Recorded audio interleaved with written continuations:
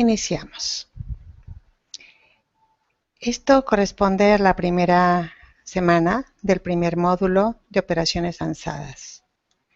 En la vida diaria nos encontramos con objetos y elementos que se cuantifican de distinta manera.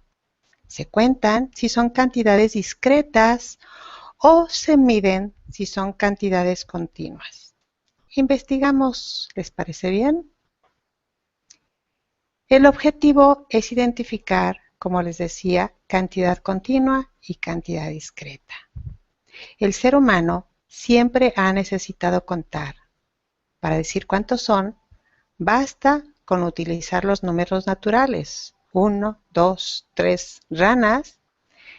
Puede ser un celular, 2 flores, etc. Tenemos otros ejemplos. Para determinar con qué números contamos, tenemos los números naturales. Y estos son los que sirven para contar.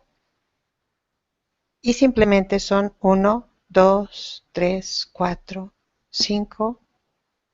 ¿Se acuerdan cuando estábamos emocionados de pequeños que ya sabíamos hasta el 100?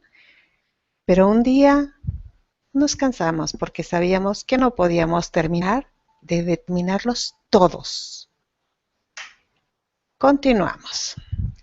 Las cantidades discretas son aquellas que se pueden contar utilizando los números naturales, como decíamos antes. Un IT, una flor, una maceta. Otros ejemplos serían 4 tazas, un payaso, un tambor, 2 zapatos.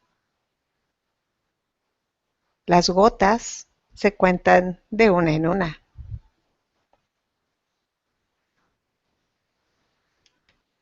Y las cantidades discretas, les decía, son muy fáciles de identificar. Bastará con contarlas, como 3 flores, 6 estrellas. En cambio, una cantidad continua requiere de la unidad o de instrumentos con los cuales se mide o se cuantifica. Por ejemplo, el mar.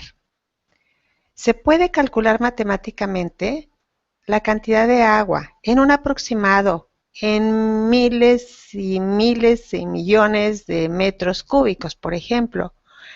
La intensidad del sonido en decibeles. Una cantidad continua también requiere de otras unidades de medición. Por ejemplo, la moneda fraccionaria, que sería, por un ejemplo, 50 centavos, una ración de pastel, que puede ser un doceavo, un sesentavo, en caso de que sea muy grande el pastel. Las cantidades continuas son aquellas que requieren de una unidad de medición. Por ejemplo, yo no puedo decir un arroz, 2 arroces, 3 arroces. No, será un plato con arroz, un costal con arroz o, en su caso, esa sería una cantidad discreta. Pero para saber determinar el arroz, utilizamos una unidad de medida. Por ejemplo, el kilogramo, medio kilogramo, 250 gramos, que sería un cuarto, etc. O la miel de abeja. No decimos una miel, 2 mieles. Utilizamos frascos o unidades como el kilogramo. ¿Estamos de acuerdo? Continuamos. Las cantidades continuas también utilizan, por ejemplo, el tiempo, 3/4 de hora, hora y media, la duración de una cirugía, por ejemplo, la altura de una torre, requieren de ciertas unidades de medición, así como la distancia en kilómetros, la duración de una melodía,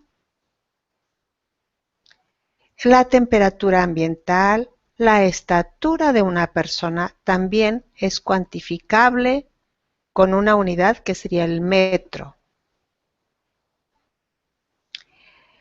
Los números racionales son las fracciones que pertenecen a las cantidades continuas como el metro, o sea, fracciones de metro, metros enteros o fracciones de metros, el kilogramo, las unidades para medir líquidos.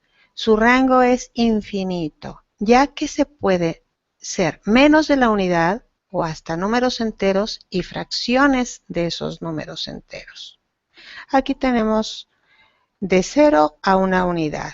Como podemos apreciar, está dividido en quintos.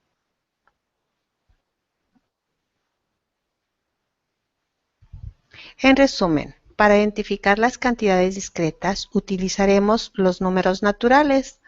Para identificar las cantidades continuas utilizamos los números racionales. Y la práctica hace al maestro.